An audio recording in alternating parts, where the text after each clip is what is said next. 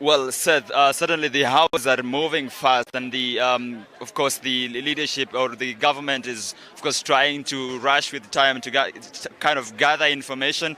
For the latest we have seen for the moment is government spokesman Cyrus Aguna working. Of course, he was accompanied by the Principal Secretary of the ICT Ministry, as the government just tries to come up and of course, get to piece up information on what really happened around here. We have just been informed that this was a whole school from standard 1 to standard 8, and they were all housed in this structure, and said it doesn't really take rocket science to, even as we await the preliminary and final, of course, report from the government on what exactly happened, what caused this accident. It doesn't take rocket science to really find out what happened. If my cameraman can try and get you these pictures, as you can see, our whole school from standard 1 to standard 8, all on a one-story building. But if you can see the kind of materials that were used to construct this building, they just iron sheets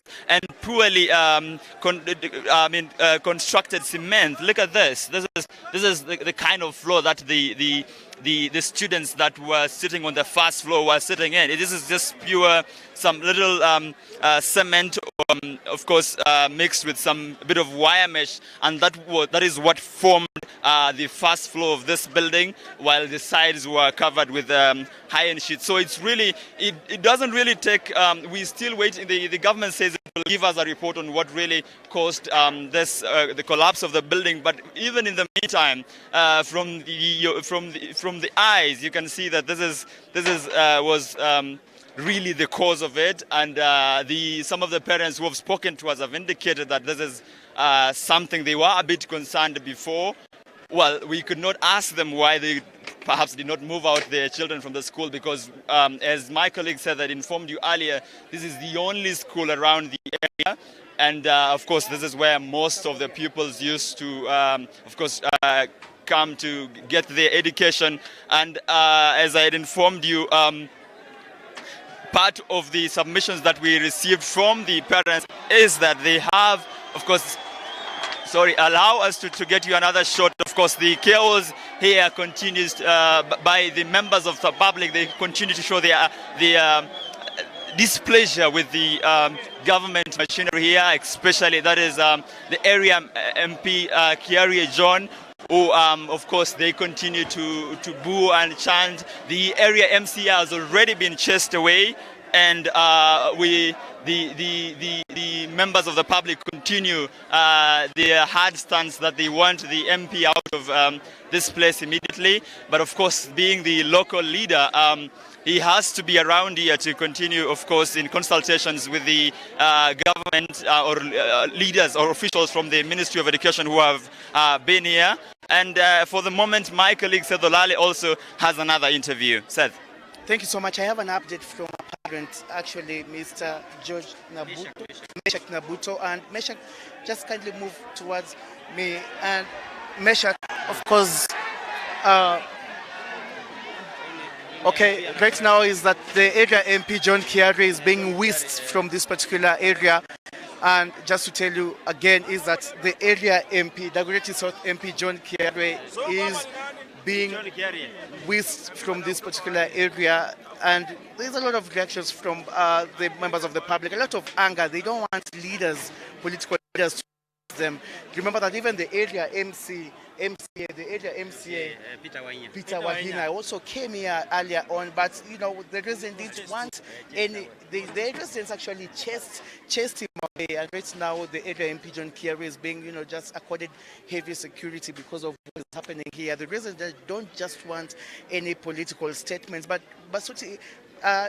right now we are talking to Mr. Meshach. Meshach, you are a parent from this particular school. In this particular school, just tell us first of all, is your child safe? Okay. Yeah. Hold it for you. Okay. Watoto wananchi, nashukuru sana wananchi wetu wa Ngando. Wakati mkasa ilipotokea ni kama ajali, waliweza kukimbia na wakaokoa watoto wale ambaye walikuwa wameshikiliwa na hiyo ukuta ambaye iliangua na mabati. Lakini ila kitu ambaye tunaona ya kwamba msingi haikuwa imewekwa vizuri. Ndio maana asubuhi leo tukiamuka tukapata watoto, tumeleta watoto wetu hapa shule, lakini bahati mbaya tukapata imetokea ajali kama hata ajali ambayo imetokea mahali popote. Una mtoto wa miaka ngapi? Niko na mtoto wa miaka 6 hapa. Ako katika kidato ama katika class gani? Class kidato cha 3. Alikuwa kwa hiyo structure, kwa hiyo alikuwa ameingia, lakini alikuwa klasi ya chini au kwa ya juu. So ikatokea ajali hiyo, na tunashukuru Mungu kwa sababu wengi waliokolewa kuumia. Na ulisikiaje wakati ulipomwona mtoto wako akiwa hai? Nilipoona mtoto ametoka akiwa salama, nilishukuru Mungu. Nikasema wacha Mungu asiti kuinuliwa, kwa sababu yeye ndiye alipigania watoto wengi. Hata watoto wengi wangeumia zaidi ama wangepoteza maisha. Kwa hivyo tunashukuru Mungu kwa wale ambaye wameokolewa, na wale ambaye bahati mbaya mtoto ameenda, hiyo ni nawachia Mungu, sababu hiyo ni ajali. Kulikuwa ni kama watoto wangapi hivi katika jengo hilo? Walikuwa watoto kama 900, watoto 900. Wale ambaye walikuwa wameingia katika ama wanasoma katika shule ni watoto wengi. So alakati kuna darasa zingine siliko pande ya chini asikuwa na shida, lakini kitu ambaye tunasema hizi nyumba ambaye sinachengwa samabati sinawekelewa koroba juu, tafadhali katika serikali yetu ya Kenya naomba tu siondolewe. Wacha tuwe nyumba za kawaida, kama ni madarasa siwe za chini, kama ni za koroba siwe za mawe. Hii at least tunaweza jua what's going on. Lakini hii nyingine ya mabati inachengwa ovyo ovyo hivi inaweza kuleta madhara mkubwa sana in future. Mulijaribu kuleta hisia hizi ama kuelezea wasimamizi wa shule kwamba muna wasiwasi na majengo hapa? Mulishawahi kuzungumzia jambo hili? Tumeishungumzia jambo hili, lakini mkuu wa shule hii anaitwa Moses Wainaina alikuwa ametuambia ya kwamba ni vile watu wasiwa walichimba nyuma ya shule ndio ikawa imekosa nguvu ile ya kusimamisha katikati ya hizo miti ambayo ilikuwa imesimamia, lakini hatujajua ukweli kama iko namna gani. Thank you so much. Asante sana Meshak. And right now I think the governmental multi-agency team is just ready to address the media. We have the government spokesman Oguna already here. Sir, what is the official situation? Okay, thank you. The multi-agency team is just now getting ready to address the media, and earlier on we talked to Mr. Meshak. Remember that Meshak? Sasa ndio tuanze mkoga, songa nyuma kidogo. Meshak is a parent. No, so we are not going to give it. Songa nyuma kidogo. Okay. Get organized so that you can give the press. Get organized. So we're getting organized, sir. And we talked to Meshak, even as the government spokesman. Okay. Yes, sir, just tell us